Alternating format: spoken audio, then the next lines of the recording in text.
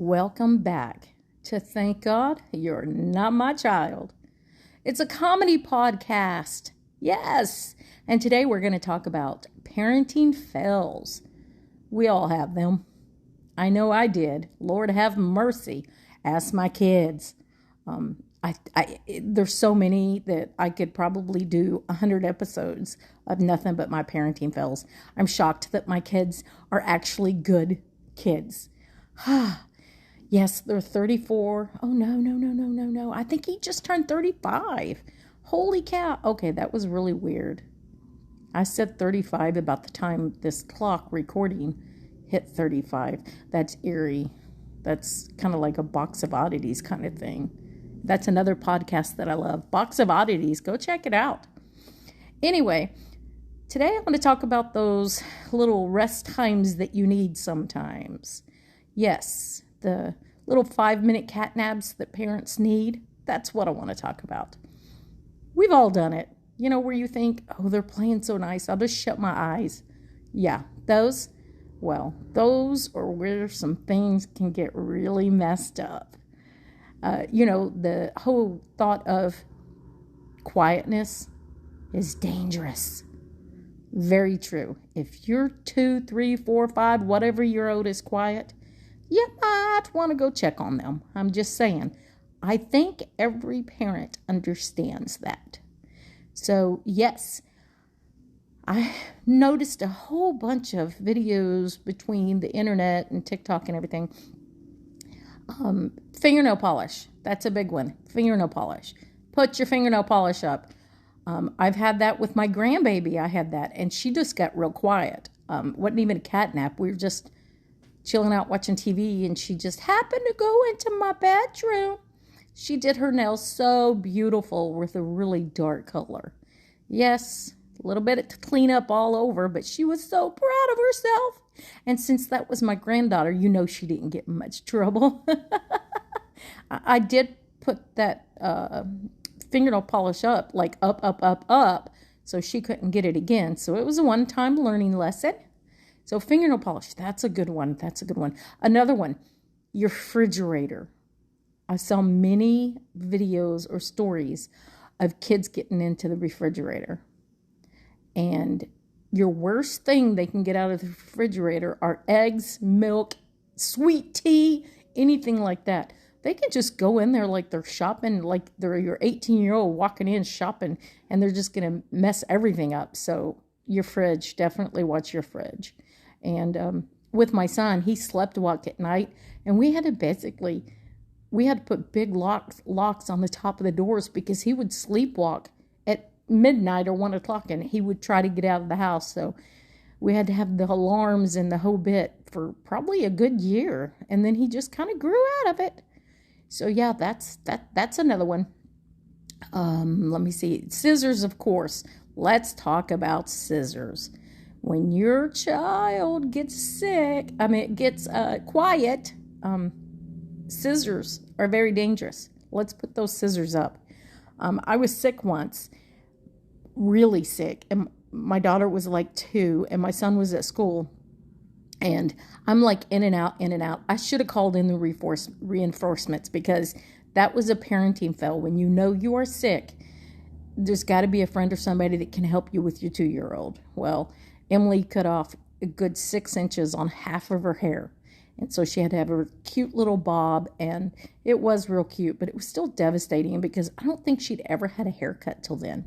So that was very, very parenting fail right there. Some of my parenting fails with hair has nothing to do with them being little or me napping. We were going on a cruise one time, and Emily wanted her hair done, and so we decided to get hair stuff and try it, because what do we got to lose? Well, she looked like, Pippi Longstocking. That is what her color of her hair looked like, was orange. That orange on Pippi Longstocking. If you don't know who Pippi Longstocking is, please go search out the original movies. They are so stinking cute. So yeah, that $10 hair color ended up being a $150 correction. So she wouldn't have Pippi Longstocking orange hair. I thought it looked fine, but, teenagers, nope, it wasn't going to happen.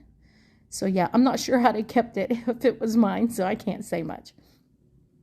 My son, he could care less about what his hair looks like, really. And I know one time he was in a youth group at church, and he went to a summer beach blast that they had, and another group of church there wanted to cut some hair and shave hair and practice. And so, of course, he let them, and they cut all of his hair off except for one hair, like a mohawk, and he had long hair down to his shoulder, so he had all this long hair down his mohawk and shaved completely all the way around. And I thought it was kind of cute. The one thing I don't care about is the haircuts. If they're happy, I was happy. So it was not really a big deal. But I do know that when he got home, I was like, well, okay, it's a hairstyle, not bad. Well, then he gets up from his nap that Sunday. They'd been gone all week, and he was going to go look for a job the next day. And I told him, it's going to be hard to get a job with hair like that. I mean, unfortunately, people look at kids and teenagers with hair like this, and you don't always get, the job you want. So it's going to be hard for you to, if you want to bust out and try to get a job with it, I'm backing you all the way. But it's going to be hard to get a haircut. Get a job with a haircut like that. And you could probably agree with me. Employers sometimes can suck. We know that. It's appearance in a lot of places. So, well, then he comes out about 4 or 5 hours later, and he'd shaved all of it off. And of course, probably one of my parenting fails was I said, well, Lord, now you look like a skinhead. You probably won't get a job. Yeah, probably not one of my best parenting little thoughts there. But you kind of got to laugh at it. Come on. Really. Either way, you just can't win, so you might as well just wash up, be clean, and go look for a job, if you know what I mean. The right job will come along. That's what I told him. So, yes, parenting fails. Markers. Oh, markers. How many people have had Sharpies gotten and colored on, especially if it's your furniture? So remember, we all have parenting fails. We do. Let's just own them. Let's own them and learn from them. And maybe not judge everybody, because we've all been there. We've all been in one of those parenting fails where you scratch your head and you can't believe that you did that. So remember, be the best parent you can be. Learn from your mistakes. That's what I tell everyone. That's what makes it good, is learn what you've done wrong, correct it, and move on. And put the scissors up, and the fingernail polish, and the markers, and the food, and the remote controls, and anything else you can think of. I would have to say that doing a podcast has been entertaining so far. The one thing that I've learned from listener stories is everybody that is a parent realizes that they're not perfect, but they think people see them as perfect parents because of what their kids do. And just to let you know, you cannot always control your child. That's why talking about kid fits, they're all going to throw fits. They're all going to get in the fridge. They're going to eat stuff they're not supposed to. This is the free will in a child. Because bottom line is, you can try to watch your child 24/7, but they go to bed sometime, and they learn how to crawl out of that crib at some time. So to understand that parenting can suck sometimes, or that you get so tired it's hard to function, it's okay. It's okay. We need to remember that we're doing the best that we can.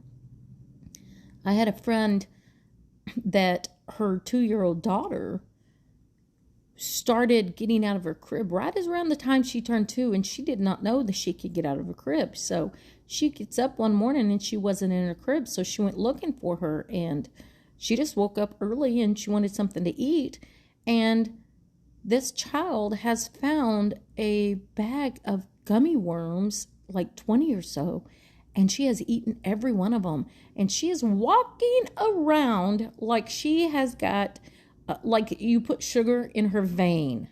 And if you've seen a 2-year-old on a sugar hype, it can be a little scary. But I know whenever she finally texts me, because having a daycare, a lot of them think, oh my gosh, she'll know. Well, the best thing you can do on that is give them some protein. Thank goodness her daughter loved peanut butter. So she just said, look, here's some peanut butter. And a couple of spoons of peanut butter kind of took down some of the sugar stuff. She did not nap that day. And just let me tell you, all of the treats and sugars and stuff, lesson learned, were up and out of the way. Because kids are going to do that stuff. That's just kids. Kids are going to do it. No different than teenagers eating everything in your house. Teenagers are going to eat everything in your house. You're going to feel like you spent $300 a week on food, and then it's Wednesday when you should still have half of it, and the teenagers have a bottomless pit and has eaten every bit of it. And if you haven't been there, prepare. You think you're saving for college, but you're really saving for their food bill when they're teenagers. Yes. And then, but the good news is your bill goes down, way down, when you become empty nesters. I mean, you decide, I think old people decide that they can eat one meal a day because they don't want to cook. So I intermittent fasting because the thought of cooking more than one meal a day kind of makes my stomach turn. But you know what? I can go 16 to 18 hours without eating and then cook one really nice meal and like a snack and have everything I need. That's what happens when you're empty nesters. You can do that. So yeah, for all the young ones, just know one day you will be an empty nester. And you will remember about all the times that your baby got out of the crib, or they got the eggs out of the refrigerator, or your fingernail polish, because you remember that was a big one in that first segment here. And you'll remember all of these parenting fails where hopefully they're laughable moments, because parenting fails that hurt people, that's the ones we need to pray for, because no hurt, just funny. Parenting fails that are funny are the ones that are easier to learn from. So yes, so that's what we do, is know that your friends that are parents, they're trying the best they can. Your neighbor down the street that's a parent that you might be judging that, they're out too late or something, they're doing the best they can. And if they're not, tell them about my podcast. Maybe I can say, well, fuck that neighbor down the street too, because that fucking neighbor don't know what he's fucking doing, and we're going to have to teach him. And you can say, hey, listen to that episode blank, blank, blank. I think you might like it. And then they'll realize you were the one that was talking about them being a fucked up parent. Yeah, because, we have them. We have them. We do. So, yeah, so be careful on your 5-minute naps that you take. And just know we're all flawed in some way. And don't think that fits are something that shouldn't be punished. Or remember, a few episodes ago, I said I used the word punishment wrong, that it's discipline. Discipline, not parenting.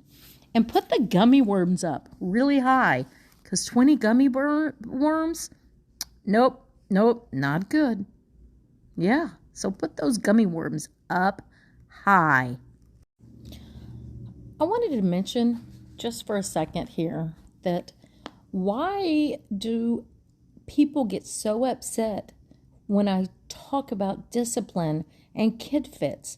Everybody gets so negative.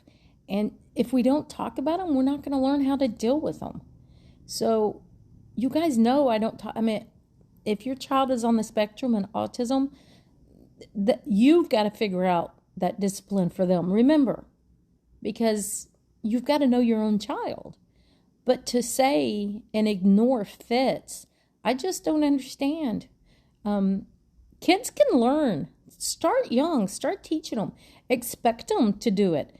Now, just know, when you're teaching a child at 1.5 to pick up toys, they're not going to be picking up toys or not throwing fits immediately. This is a learning curve. You've got this kid for 18 summers, as they've said, and 18 school years. So don't think you're going to start teaching a 1.5-year-old to what their emotions are and when you're sad and all this learning stuff, and that they're just going to catch it immediately. Hopefully, if you start young, by the time they start kindergarten, they're going to understand their emotions and other people's emotions, and they'll understand not to throw a fit. But don't be so negative when people talk about throwing fits. I am shocked at the haters between TikTok and Instagram and Facebook and Twitter and all of these, that 1 out of every 5 is like, oh my gosh, why are you putting this on TikTok? Why are you putting that fit? That poor kid. I don't know these kids. I don't walk around and find these fits. I just find fits and videos and stuff on YouTube and stuff of kids throwing fits or misbehaving. I also do not use one if it says when I'm researching that they have autism, because that is not straight down the line. Let's do it. So I just don't know why people don't want to actually talk about kids that need discipline. Every person needs discipline. Your 2-year-old does. Your 8-year-old does. Your 12, your 18-year-old, your 35-year-old. Guess what? I'm 54 and I need discipline to know to get my ass up and to do things that I need to do. This is discipline. It is a form of discipline. My mama and daddy taught me when I was young, my damn discipline, that if I didn't get that laundry done that was my chore, I didn't do anything on the weekends. It didn't matter if I was 12 and had a skating party or if I was 17 and had a date. I had a responsibility to do, and my discipline was to get it done. And if I didn't get it done, I didn't do things. So let's talk about discipline. Let's talk about these fits that kids are throwing. Let's talk about this so life can get easier for us and for the young ones that are having babies now. Let's make life easier and talk about this shit. Don't just ignore it. That's what's gotten us into this problem. So now that I'm kind of on a shit soapbox there, shit soap box, shit soap. I don't think those words are supposed to go together. But I just like to say it's about time for me to go get another drink. Thinking of all my parenting fails, I'm just going to laugh at them because thank goodness none of my kids got hurt in any of them. So thank you for listening, and I will stay off the shit soap box. I said it. And let's just talk about things in life and parenting in the fails. And thank you again. And until next time, thank God you're not my child.